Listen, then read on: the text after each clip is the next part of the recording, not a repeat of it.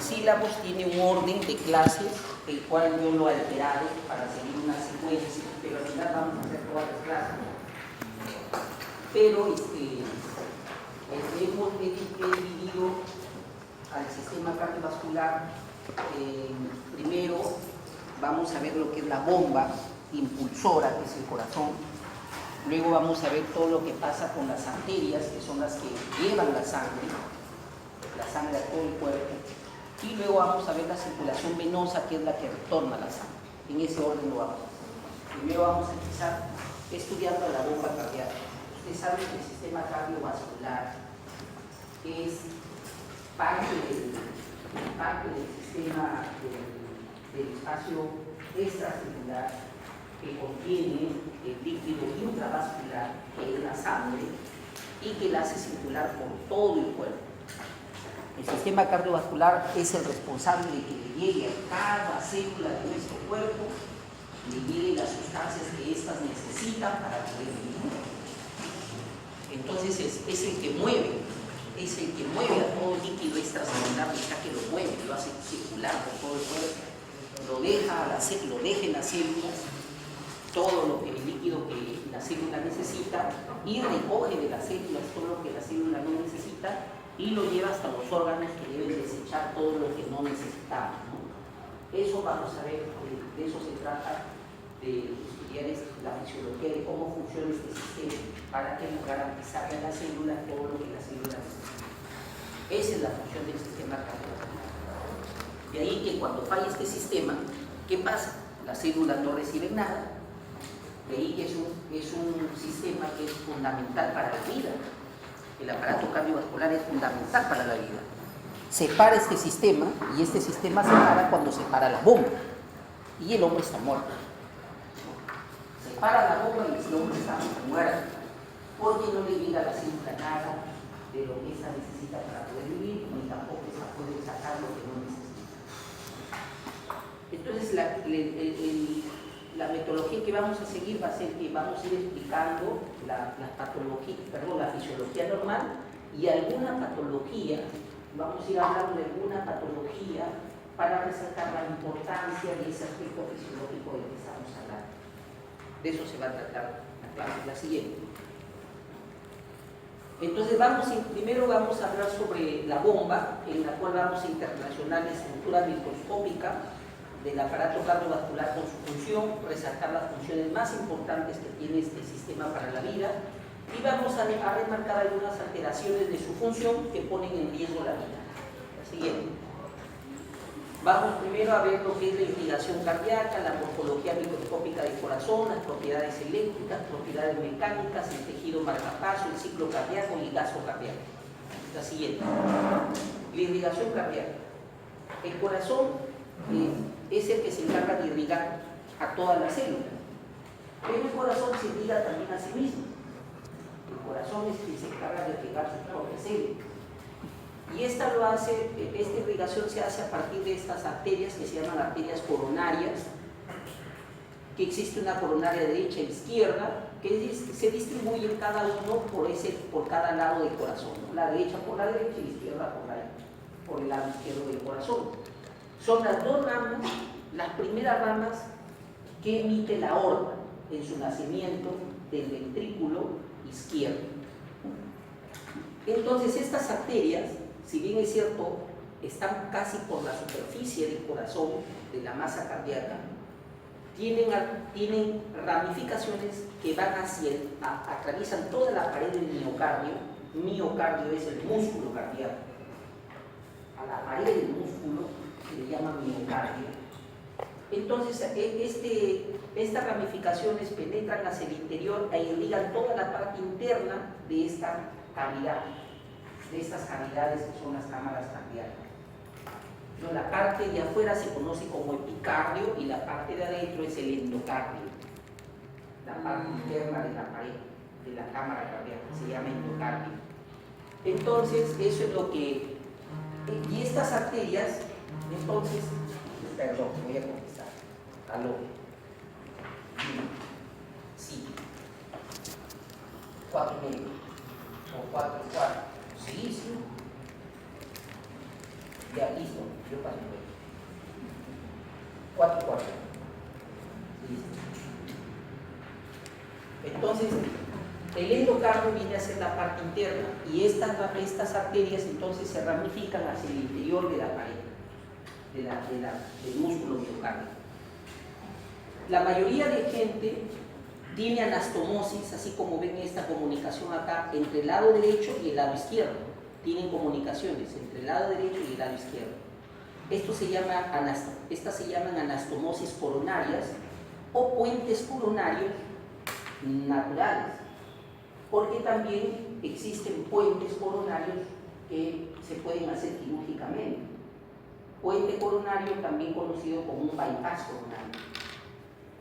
Por ejemplo, si se obstruye una arteria aquí y esta zona no se irriga, se saca una vena de la pierna, se anastomosa aquí y el otro cabo en el otro lado, y esta le da irrigación al otro lado y se irriga esta zona del corazón que no está bien irrigada. Eso se llama hacer un bypass coronario o un puente coronario.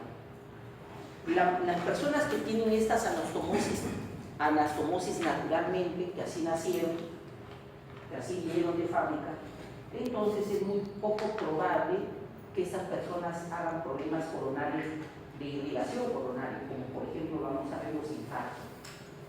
Es poco probable que una persona que tiene estas anastomosis se infarte. Ya vamos a explicar qué es un infarto.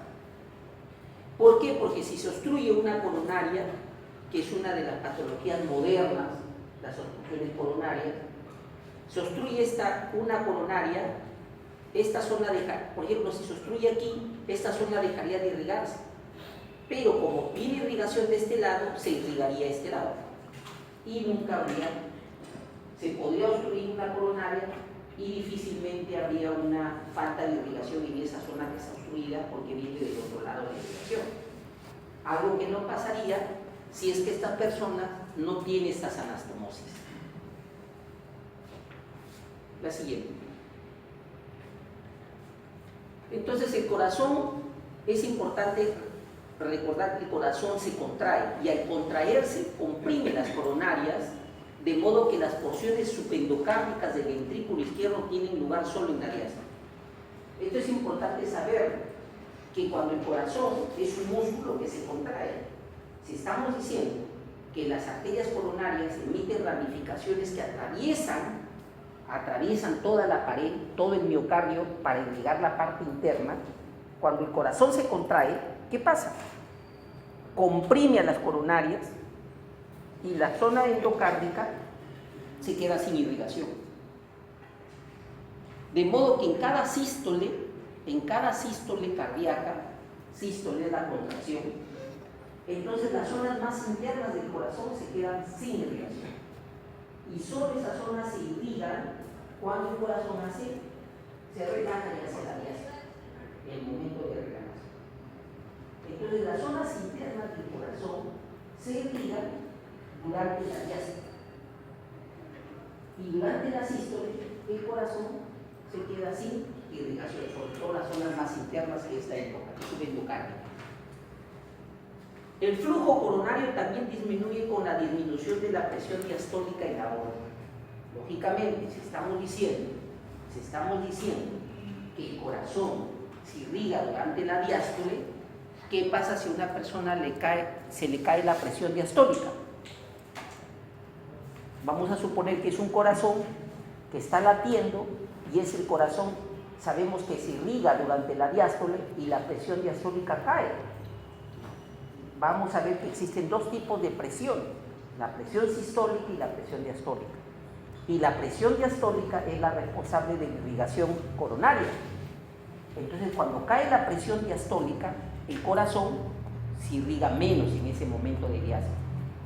Más el momento que uno le agrega con la sístole, cuando se contrae, entonces el corazón va a tener periodos de isquemia o de falta de irrigación mayores si es que la presión diastólica se cae. Esa es una primera importancia de la presión diastólica. El consumo de oxígeno se incrementa de manera importante solo mediante incrementos de flujo. Aquí ya tienen que grabarse quedarse en su cerebro para toda su vida, del que el corazón para funcionar es dependiente de oxígeno. El corazón es dependiente de oxígeno, es su gasolina el oxígeno. Sin oxígeno, ningún corazón late. El corazón para que funcione depende del oxígeno. ¿Está claro? Sin oxígeno, el corazón no funciona. Entonces, el consumo de oxígeno del corazón solo se puede incrementar de manera importante solo mediante incrementos de flujo. Es decir, ¿cómo hacemos que al corazón le llegue más oxígeno? Aumentando su irrigación, que le llegue más irrigación, que el corazón se irrigue más. Es la única forma de que el corazón tenga mayor oxígeno, que le llegue mayor flujo de sangre. De ahí que un mecanismo reflejo ante la hipoxia, cuando nos falta aire, nos falta oxígeno, entramos en hipoxia. Hipoxia significa la disminución de oxígeno, la falta de oxígeno. El corazón, por acción refleja, produce las coronarias se dilatan. Vasodilatación coronaria. Se produce en el corazón ante la falta de oxígeno. ¿Para qué se dilata? Para que le llegue más sangre, como mecanismo de defensa. Entonces, miren, un deportista comienza a correr. Si empieza a correr, su corazón empieza a latir más porque tiene que llevar más sangre a los tejidos que le están necesitando por el ejercicio que hace. Y a su vez el corazón, al latir más rápido, necesita también que le llegue más oxígeno. Y para que le llegue más oxígeno necesita que le llegue más flujo. Así que el corazón a sí mismo se irriga e irriga el resto del organismo. Aumentando su flujo, le llega más oxígeno y a la vez ayuda a que le llegue más oxígeno al resto de órganos que necesitan ese mayor flujo. La causa de angina de pecho se presenta como obstrucciones del 75% del lumen coronario. ¿Qué es angina de pecho? Angina, clínicamente se conoce como angina al dolor precordial, o dolor torácico, que se presenta cuando el corazón entra en isquemia. Un corazón en isquemia se manifiesta clínicamente como un dolor precordial. Un dolor que se va y se irradia, entra el dolor precordial y ese dolor precordial se irradia por la cara interna del miembro superior izquierdo. Un dolor precordial. Esa es angina de pecho. Y la angina de pecho, es decir, el dolor precordial, se presenta cuando una coronaria se ha obstruido más o menos el 75% de su luz. Si está obstruida menos de eso, la persona sigue caminando y no pasa nada. No le duele. Está obstruida su coronaria, pero como su luz todavía tiene 50, 60% libre, no hay problema. El corazón está bien abastecido. Recién con el 75%, entonces ya esa persona ya comienza a hacer angina de pecho, dolor. Y obstrucciones del 85% producen trombos en las partes estrechas. Es decir, cuando ya la luz obstruye el 85%, esa obstrucción hace que las plaquetas se agreguen y obstruyen totalmente la luz, formando un trombo, un coágulo, que obstruye ya totalmente esa coronaria. Existe una correlación positiva entre la aterosclerosis de las coronarias y de otras arterias con las concentraciones de lipoproteínas. Las lipoproteínas que tenemos en la sangre, las lipoproteínas, ¿no? Cuando nos piden un perfil lipídico, ahí salen esas lipoproteínas, que cuando estas lipoproteínas están altas, nos avisa de que podemos estar haciendo una arteriosclerosis coronaria. Son las principales causas. Bueno, hasta ahora se ha descubierto una relación directa. Paciente con obstrucción coronaria, arteriosclerosis coronaria, lipoproteínas elevadas. La siguiente. Entonces aquí vemos, miren, esta es la luz, el corte transversal de la luz de una coronaria normal. Aquí tenemos, por ejemplo, miren, este es el músculo liso coronario cuando hay un espasmo del músculo coronario. Un espasmo, es decir, cuando la coronaria se contrae. ¿En qué caso se contrae la coronaria? Se contrae la luz de la coronaria en un caso, por ejemplo, de una secreción aritmética alta. Cuando tenemos una secreción aritmética muy alta, la adrenalina, normalmente la noradrenalina que se libera y que luego se produce una metilación para convertirse en adrenalina, no da tiempo a que se metile y la noradrenalina actúa sobre receptores alfa que tiene el músculo liso coronario, que también tiene receptores beta y por ello produce vasodilatación, pero en este caso se impone el alfa por la noradrenalina y esta produce constricción coronaria. Entonces el estrés hace que se produzca una secreción muy alta de noradrenalina y produce estos espasmos coronarios que, como ustedes ven, está obstruido casi el 50%. Entonces las causas de estrés que hacen que los espasmos estén constante, también son causas de obstrucción coronaria. Y acá tenemos una obstrucción por un ateroma. Miren, este es un ateroma excéntrico y este es un concéntrico. Aquí ya se formó el trombo y miren cómo se ve una arteria coronaria con arteriosclerosis. Aquí observen en este esquema cómo se ve esta zona oscura que viene a ser una zona de isquemia. Aquí hay una obstrucción coronaria y el músculo entra en isquemia y luego, como no tiene irrigación, ¿qué pasa con el tejido que no se irriga?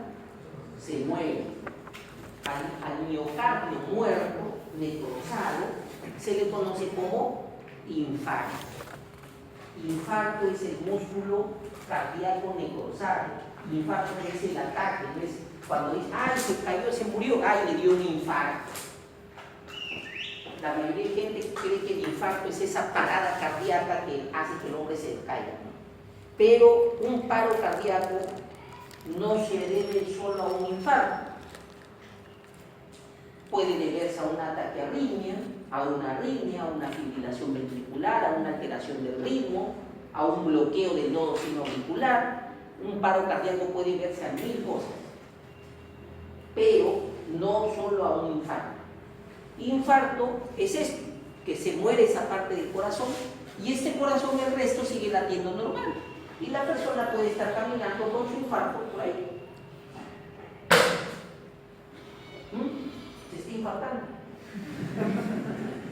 Entonces esta persona puede estar caminando con un infarto, puede estar caminando con su infarto y no le pasa nada. Lo que pasa es que una vez que se trombosa aquí, se va agregando más trombos y se va necrosando más, al punto de que se necrosa una parte muy grande del miocardio y llega un momento en que donde está infartado ya no hay despolarización ni repolarización y el corazón se para y la persona se muere, hace un paro cardíaco por un infarto. Muy difícil de recuperar. ¿Quién le da un masaje cardíaco a un infartado?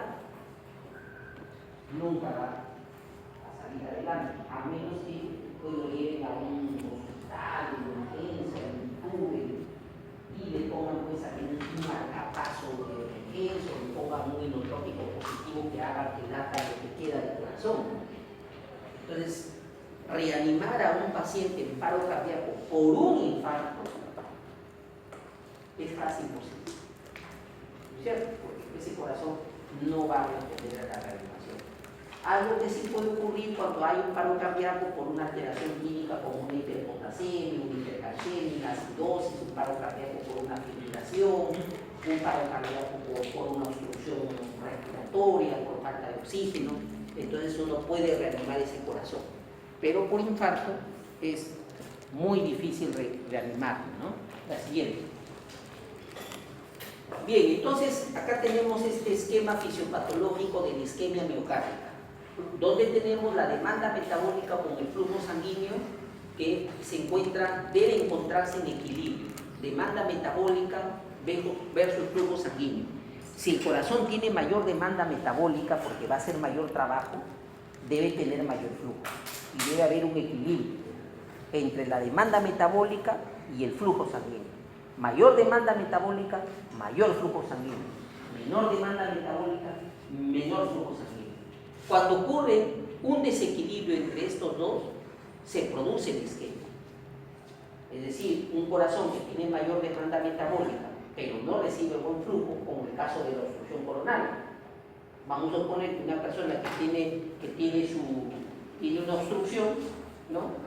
Un médico dice, allá, va a bajar un fumito, se va a bajar su fumito y tiene ahí su obstrucción del 75%. Y comienza a correr, comienza a jugar, y el corazón comienza a tener mayor demanda metabólica, pero como está obstruida su coronaria, no pasa la sangre que ese corazón trabajando necesita. Va a entrar en isquemia y va a ser, ¿qué síntoma? ¿Qué síntoma va a ser? ¿Qué va a ser? Estabas durmiendo en esa hora. ¿Ah? ¿Qué va a ser? Una angina de pecho. Entonces el hombre se va a quedar estancado. Porque la angina de pecho es un dolor pues tipo puñalada que lo inmoviliza, ¿no? Lo inmoviliza porque es un dolor opresivo, tipo puñalada, que parece que no puede ni respirar. Es un dolor muy fuerte. Y digo hombre porque el infarto es más común, es mucho más común en los hombres que en las mujeres. Es decir, es muy, cuando se muera una mujer por infarto, pues, no sé, pues a la muerte de nunca. Es difícil. Sin embargo, los varones sí se mueren de infarto. Las mujeres casi nunca. Entonces, cuando hay un desequilibrio entre esta demanda con el flujo, se produce la isquemia. La isquemia, es decir, la falta de irrigación, aumenta esa alteración metabólica. Esa alteración, esa isquemia también produce alteración eléctrica. No hay una buena... La alteración eléctrica, ¿por qué se produce? Porque se necesita que llegue irrigación al corazón para que haya un buen intercambio de sodio, potasio, calcio, los iones que necesita el corazón para despolarizarse. Llegan por irrigación. Si hay isquemia, tampoco le llega, entonces eso produce una alteración mecánica. Es decir, el corazón que debe estar dum, ta, ese trabajo mecánico se altera y se para, deja de funcionar. Y eso se produce debido a este desequilibrio entre demanda metabólica y flujo sanguíneo. La siguiente. El corazón, para poder estudiar cómo funciona el músculo cardíaco, tenemos que ver cómo funciona pues, una célula miocardio y cómo está estructurada la morfología microscópica del corazón. El corazón, a diferencia del músculo estriado, vamos a hablar de diferencia porque morfológicamente son casi iguales. Tienen estriaciones, tienen su sarcolema, tienen sus túbulos T, tienen sus retículos sarcoplasmicos que almacenan calcio, todo igual. La diferencia es que tienen mayor cantidad de mitocondrias. ¿Y por qué tendrán mayor cantidad de mitocondrias? ¿Ah? ¿Qué se hace en la mitocondria? ¿Qué se hace? Fosforilación oxidativa, oxidación de la glucosa para que él tenga el músculo cardíaco energía. Porque estamos diciendo que el corazón es dependiente de oxígeno, es decir, su demanda metabólica la obtiene de la oxidación de la glucosa. Entonces se necesita, por lógica, mayor cantidad de mitocondrias. Existen interdigitaciones entre las células. A diferencia del músculo estriado, el músculo estriado, ustedes saben que cada célula tiene su nervio, tiene una unión neuromuscular, algo que no pasa acá.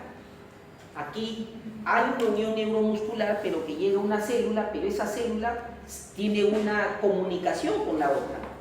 Se unen tan estrechamente a través de estas zonas que se llaman discos intercalares.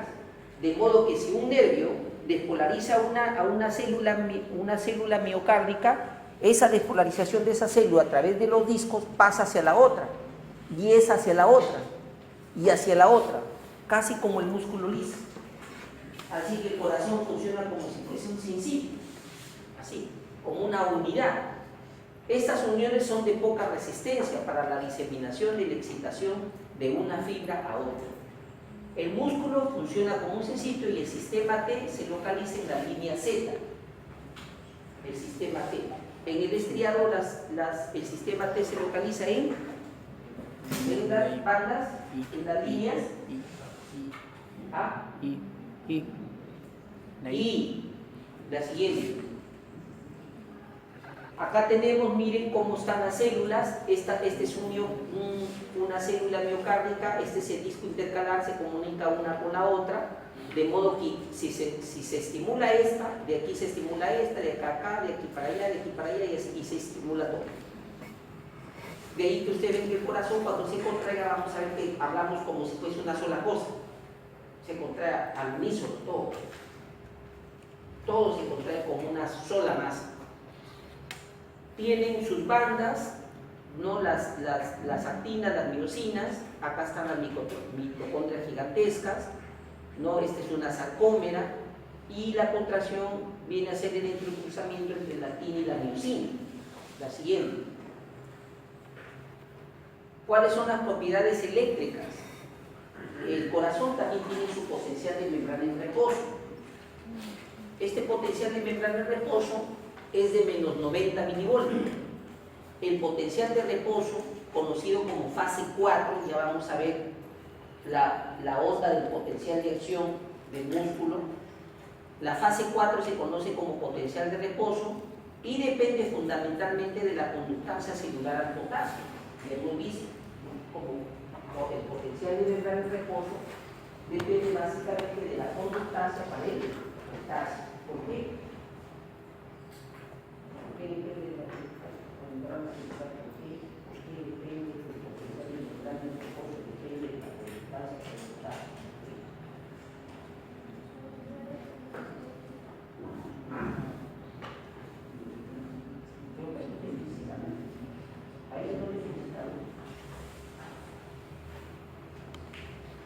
¿Por qué dice ahí que el potencial de membrana en reposo, el potencial de membrana en reposo, depende más fundamentalmente de la conductancia celular al potasio?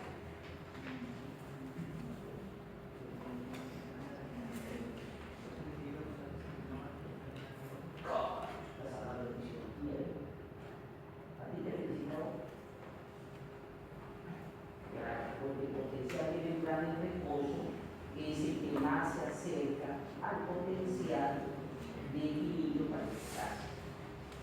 ¿Y por qué? Porque el potasio, recuerden que el potasio es el ion que se encarga de repolarizar la membrana. Entonces, cada vez que la célula le llega un estímulo despolarizante, el potasio se encarga de salir para repolarizar. De él depende que se mantenga el potencial de membrana en reposo.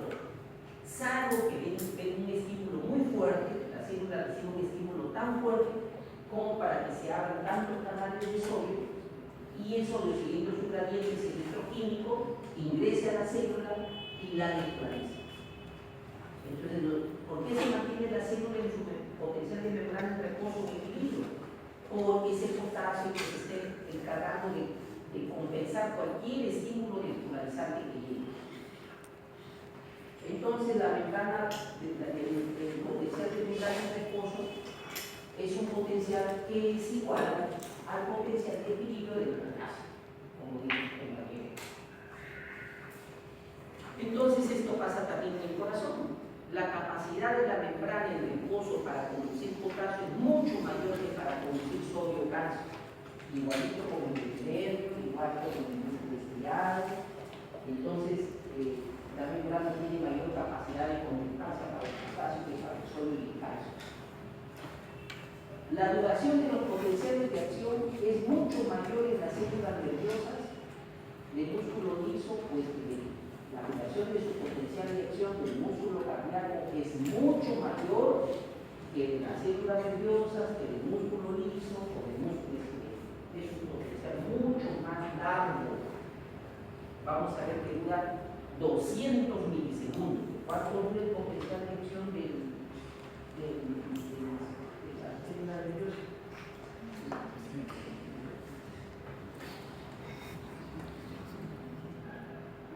Hasta 2 milisegundos. 2 a 3. ¿Cuánto dura el potencial de acción de electricidad? ¿Cuánto? Un minuto. ¿Cuánto dura el potencial de acción de la fibra muscular? Del ISO es 2 a 3 segundos y del ¿Cuánto dura el potencial de acción? No, es más que el ISO.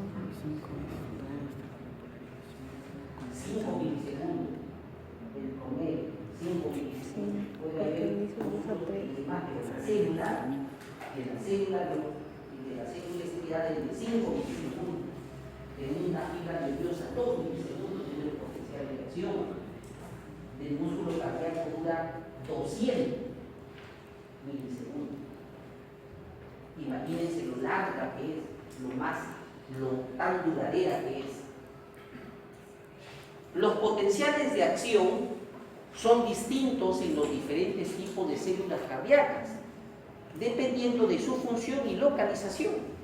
Es decir, en el corazón,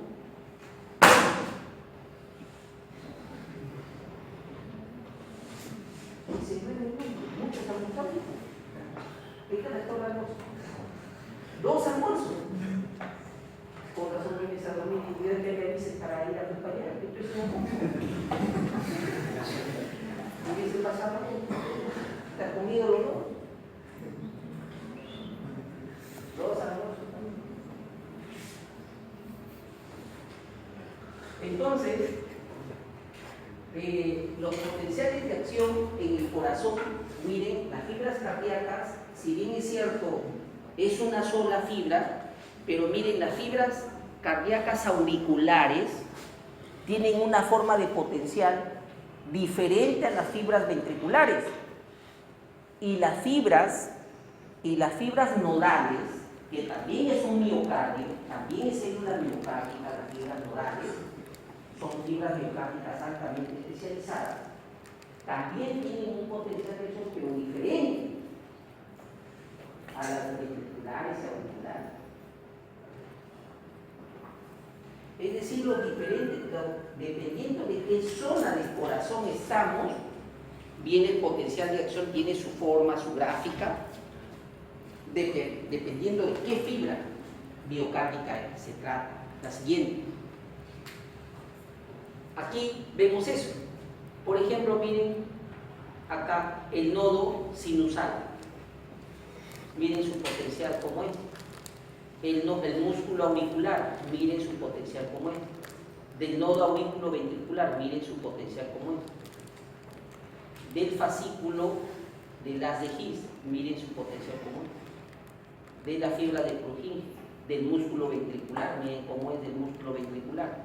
Todos esos potenciales nosotros los podemos captar mediante un aparato que se llama electrocardiógrafo.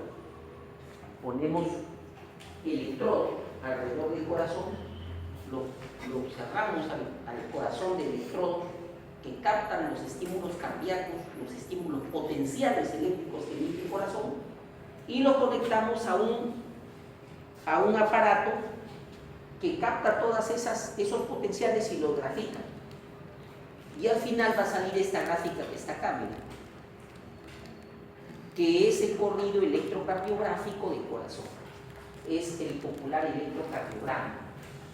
Este es el registro electrocardiográfico de todos estos potenciales que se juntan en este único.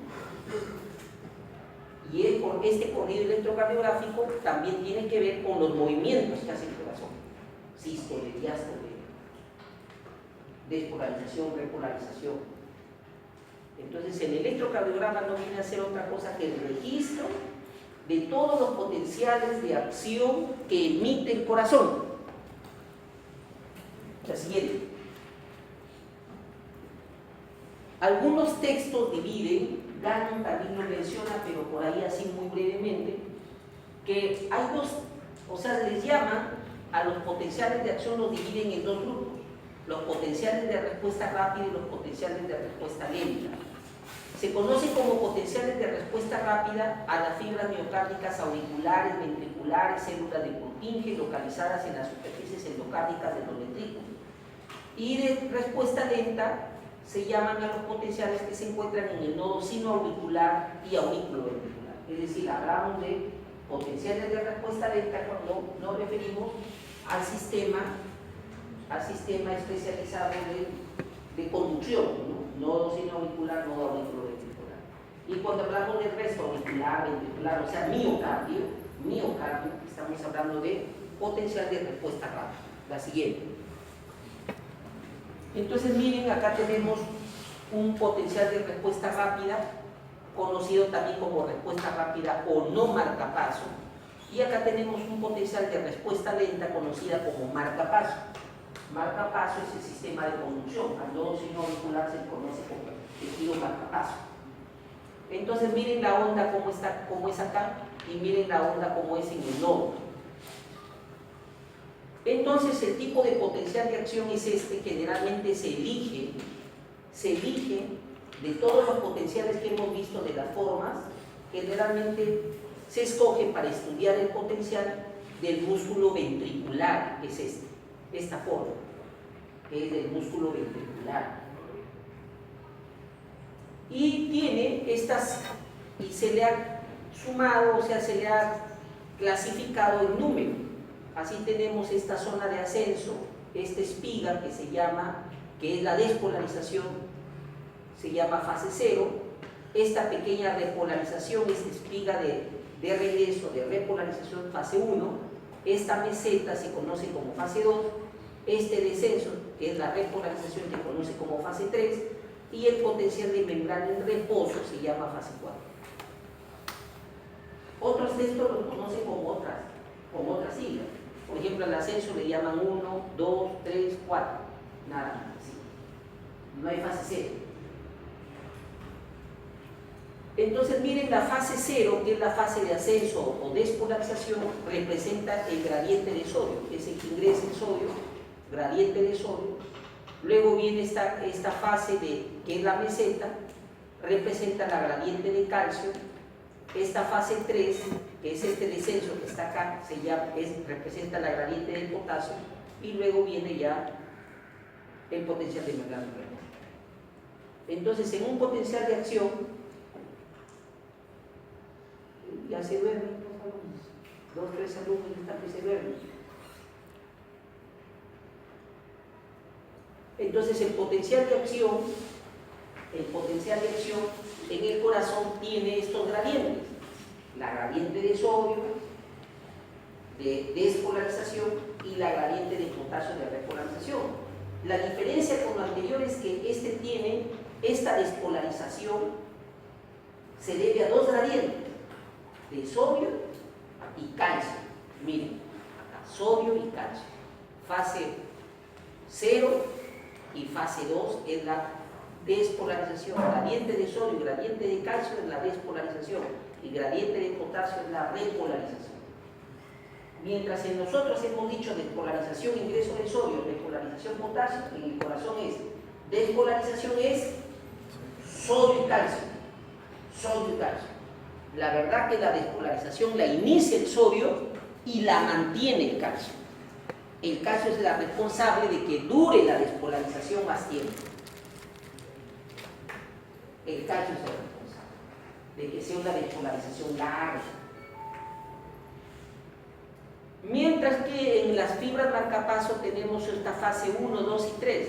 Esta fase 1, que viene a ser una gradiente, representa una gradiente de sodio, la fase 2, que es la gradiente de calcio, y luego la fase 3, que es la gradiente de potasio, que es la repolarización. La siguiente. La fase ascendente o fase 0, aquí los canales rápidos de sodio que abundan en la membrana, entonces mediante un gradiente electrostático, entonces ingresa el sodio ante un estímulo, se abren los canales de sodio y ingresa el sodio. Este sodio, para que ingrese, sigue todo lo que hemos estudiado hasta ahora, los gradientes electroquímicos, ¿no? La gradiente de sodio a través de la membrana es tu gradiente químico del sodio está dirigido hacia dónde? Hacia adentro, hacia afuera. Hacia afuera. La gradiente eléctrica del sodio ¿hacia dónde está dirigida? ¿Hacia afuera o hacia adentro? La gradiente química. La gradiente que es eléctrico-química. Hacia adentro. No, es que es diferente. El interior es negativo. La química sí sería hacia adentro, la eléctrica sería hacia adentro. Y la química, no, porque es más. Ambas hacia adentro. Claro, es que son diferentes. Ambas hacia adentro. Por razón, porque estaba en el examen, como cosas tan sencillas no saben.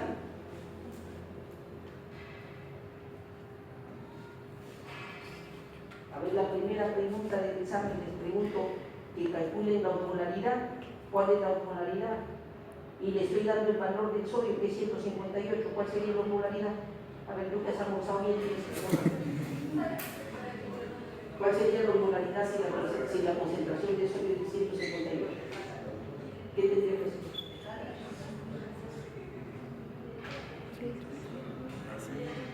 Pero hay que ser con la fórmula, 2 veces el sodio. Estoy diciendo que la concentración de sodio es 158. ¿Cuál sería la osmolaridad? Más la de la uva. ¿Ah? ¿Cómo lo haría? Multiplicas por 2 más y a eso le agregarás pues 5 para ver lo del sodio. Basta que multiplique por 2 el sodio, nada más. Si más del 90% de la osmolaridad depende del sodio. Si tengo 158, multiplico por 2, 158 y me sale creo 300 tantos. 300 tantos. 318. Sí. ¿Esta? Y ya tengo la osmolaridad. Yo lo he hecho con Y todavía, y si me dicen que esa es la osmolaridad, y si me dicen que la osmolaridad es de 247, ¿cuánto sería la concentración de sodio? Lo divido entre 2, nada más. Una cosa tan fácil. Yo no sé cómo lo saben multiplicar por 2, pero si saben multiplicar por 2, lo que no saben es que les vengo repitiendo desde el ciclo pasado que la osmolaridad depende del sodio. Y esta vez le hemos vuelto a decir que la osmolaridad depende del sodio. Tienes que multiplicar por 2 el sodio, nada más. Y ya ahí si le sumas llegas a la respuesta que es 330. Pero yo a todos los que han multiplicado por 2 les he valido. Porque siquiera tienen la idea que ya eso ni debería preguntar. Tienen la idea de que siempre la osmolaridad es el doble que la del sodio, por su anión acompañante. Pues, ¿no? Todo el que ha marcado más de 316, 318 le ha valido. Pero los que han puesto 285, 290, o sea, ni idea sería tienen 335. de qué significa la osmolaridad. Ni idea tienen, simplemente se han aprendido la osmolaridad 280, 295 por el 290. Y les pongo un caso real, y se han cerrado que es 285, 295, yo sé que eso es. Les pongo un caso real, ¿y qué hacen? Pone 285 a 295, 290. A ver, ¿qué le pongo? 285, es que es la normal. ¿Cuál es el que pondré?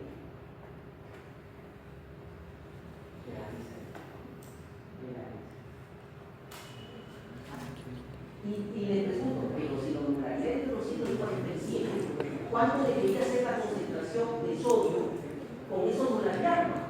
Porque eso es el interno de medicina, que es uno de vaquero, pero de repente no de esta promoción va a ser. Él ve los resultados de 258 de sodio, pero 258 son osmolaridades de 300 años, y le dicen osmolaridad de 247, ahí está mal.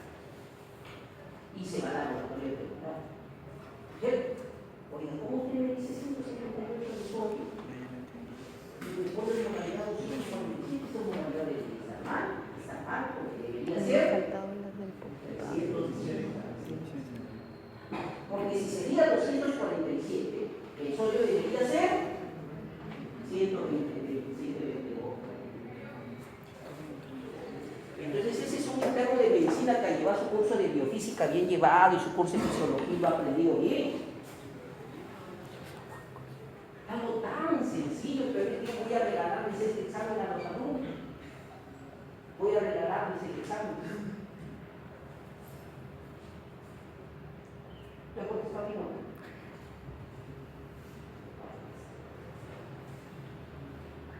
Bueno, entonces deben saber ustedes que el sodio, estamos diciendo que el sodio es un ion que su gradiente está dirigido, su gradiente electroquímico está dirigido al interior de la célula. Entonces, por esa razón es que cuando se despolariza, siguiendo su gradiente electrostático y químico, ingresa. Y al ingresar, si adentro es electronegativo, al recibir cargas positivas, lo despolariza. Esta fase cesa cuando, lógicamente, las fuerzas electrostáticas disminuyen y luego repelen el flujo de sodio. Es decir, el sodio ingresa y como el ion es el sodio es positivo, al hacerse el medio, el intracelular electropositivo, deja de entrar. Lo rechaza, lo repelen al sodio. Y también ¿por qué se cierran esos canales de sodio? Porque los canales de sodio son dependientes del voltaje. Mientras más electropositivo se hace, los canales se cierran y se terminaron de cerrar. Entonces ya no ingresa sodio. La siguiente. La fase 1, esta fase, es una pequeña deflexión que nos va avisando que se va a repolarizar, Pero esto ocurre debido a que existe una corriente de iones potasio que se abre, que se llama corriente transitoria de potasio. Es decir, ustedes saben que cuando se despolariza, la membrana se abren canales de sodio y de potasio. También se abren estos canales de potasio que se llaman canales de potasio transitorio. Se llaman transitorios porque generan una corriente transitoria nada más. Que sale el potasio, provoca una pequeña repolarización, pero luego viene la fase 2, la siguiente, que le gana.